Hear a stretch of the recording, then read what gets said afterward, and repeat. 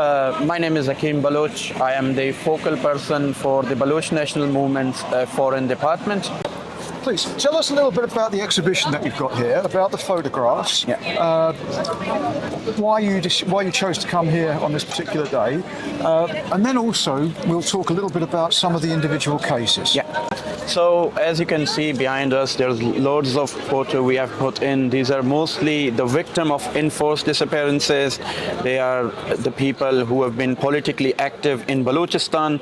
As I can see a case there, Ghafoor Baloch, he was a member of Baloch National Movement. He is missing for over 15 years now. There are many other cases. So we are here today to tell the world, to tell the United Nations, to tell the people who actually care about human rights, who actually care about humanity, that a country that is sitting there, Pakistan, says they believe in human rights, says they believe in humanity. They are violating the rights in Balochistan. They have occupied Balochistan, but along with that occupation, they are carrying out a systematic genocide, which is not being reported to the international media, because you cannot visit Pakistan, particularly Balochistan, to report what is happening in Balochistan. So the Baloch National Movement, the political party I am representing, we are here in the United Nations to tell the world what is happening in Balochistan. We had this morning we had a rally from the city of Geneva to the Broken Chair, and now we have this exhibition. Then we will have a protest demonstration. All of these are focusing on the human rights. All of these are focusing to tell the world what is happening in Balochistan. And also yesterday, our party leader joined a conference in a side event inside United Nations, which was obviously talking about the status of GSP Plus of Pakistan. So our prime focus is to tell the world why they should not trust Pakistan, and to tell the world why they should listen to the voices of Baloch people. Tell me a little bit more about some of the individuals here. So if we see here, like this picture, it's a depiction actually. This is a depiction what is happening in the torture cell.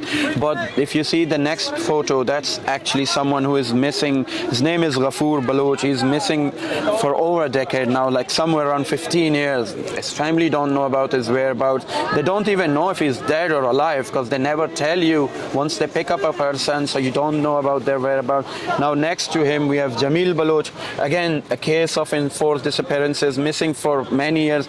The kid he is holding, he or she might be now a teenager, but they don't know where their loved ones are. We can also see there's so many pictures. I can see Dr. Deen Mohammed there, a leader of Baloch National Movement. He is missing for 16 years now. Her daughter Sammi Deen Baloch is a very vocal voice in Balochistan, in Pakistan. She's advocating for human rights. She's asking for a fair trial, like if her father is alive. She actually said that many times. At least tell us, is he alive or have you killed him? Her mother asked them many times, am I a widow, or should I still consider myself as his wife? So there's so many cases I can talk about. I can see that in middle there are leaders of the Baloch Ekjati Committee, Dr. Maharang Baloch and other. They've been picked up by the Pakistani state, and they're in the jail in Quetta, and they're being held in cases which are bailable offenses, and they're not being given fair trial. The judiciary, the media, everyone is pro-state. So they're like, instead of giving them fair trial, they're actually, what they're doing is they're doing media trial of these leaders. They're talking false narrative. They're building false narrative about them. So there's so many people, so many stories. Myself, I can give you the example. My own uncle was abducted, and then he was killed after 11 months of abduction. He was a member of Baloch National Movement. I can see there are many colleagues of mine whose family members, who themselves, you earlier saw Dr. Naseem Baloch, chairman of Baloch National Movement. He was picked up twice by the Pakistani intelligence agencies. Now he lives in exile. He leads the Baloch National Movement. Only recently they abducted his father and two of his uncles. So this is why we are here, and this is what we are trying to tell the world. It's very chilling, isn't it? I'm aware, because I was listening to some of the conversation over there earlier, a lot of women disappear. Yeah. That's worrying. That's very sinister. That tells me there's some sort of evil It is. behind this. That's the only way. You can't justify it through politics or, any kind of social issues. This is pure evil, isn't it?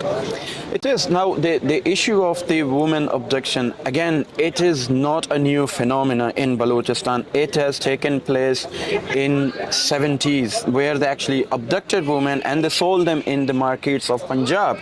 But, at that time, there was not so much media, there was not so much attention.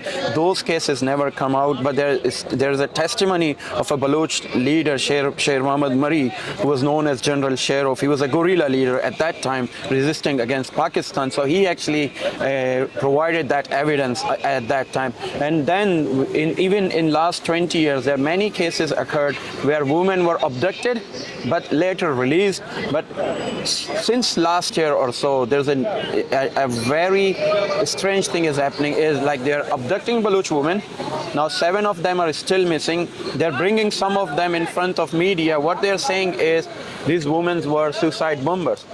We arrested them. So you're arresting a woman, you're keeping her in your custody for, let's say, 6 or 7 months, and instead of providing her to the courts, where obviously the judge can decide, even we know the judge at the courts, the judiciary is partial, they're not going to talk anything against what the state is saying, but still, you have that system. Bring them to the court, in front of a judge.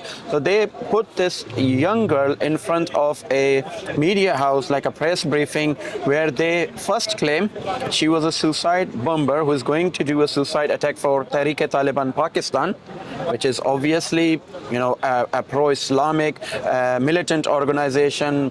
But then they say, but she was going to be supported by Dr. Sabiya Baloch. Dr. Sabiya Baloch is again a woman figure in Balochistan. She is currently leading Baloch Ekjati Committee, because Dr. Marang Baloch is in jail. She's the leader. So what they're trying to do is now they're trying to demeaning her by, bringing another woman to testify against her under duress in a media briefing. A similar case occurred last year where they abducted a girl. They do a media trial of her. They said she was a suicide attacker and everything. Only recently she was, freed, and the court find no evidence against her. But you can see how that girl will live her life forever in stress, in depression, and because of that, she'll never be the same, and she always fear that they might come and arrest me or abduct me, because that happened many times. Once you're a victim, you are an easy target. They can always target you. You are vulnerable then. These every one of them is a terrible story. When we look at the big picture, the words you spoke just a few minutes ago about selling the women in the market, I think that tells me everything that I need to know about this evil regime. Yeah, just to put you a bit, they claim to be a regime that is binded by the Islamic law, by the law which, again, I am a Muslim. Most of the Baloch people are Sunni Muslim, but when you talk that a state is built upon the basis of Islam, Islam does not allow you to do such acts. These are the evil acts. You're demeaning your religion, you're demeaning the politics, you're demeaning the country on the basis of which you build. All the Muslim will be treated same, the minorities will be treated same, because this is why, according to them, when they actually, it was never a freedom for Pakistan. It was obviously, division of India that created this evil state, which then obviously bringing evil to the world and to the creator of this country. Whether we like it or not, it was the Britain who actually divided India. They should not have, however it happened. But now Pakistan is not only terrorizing the Baloch people, the region, also the West, the British, the society. I live over a decade in UK, and I can see how they live even in a country, outside Pakistan. The people who actually support the regime, their ideologues, when we protested in London, they come to us and they actually say, you guys should be killed. You guys should be hanged. They don't even allow you to talk in Geneva, in UK, in France, or, in United States. Imagine what they'd be doing in Balochistan. I want to thank you very much Always here. for your time. Thank you very much. I think what you're doing here is great. When we see real people in their faces, we see a young girl and her father, it brings it all home, doesn't it? It brings you the stories, yeah. These are not just news stories, these are real human beings. They are. Right. Thank you very much for your time. Thank you.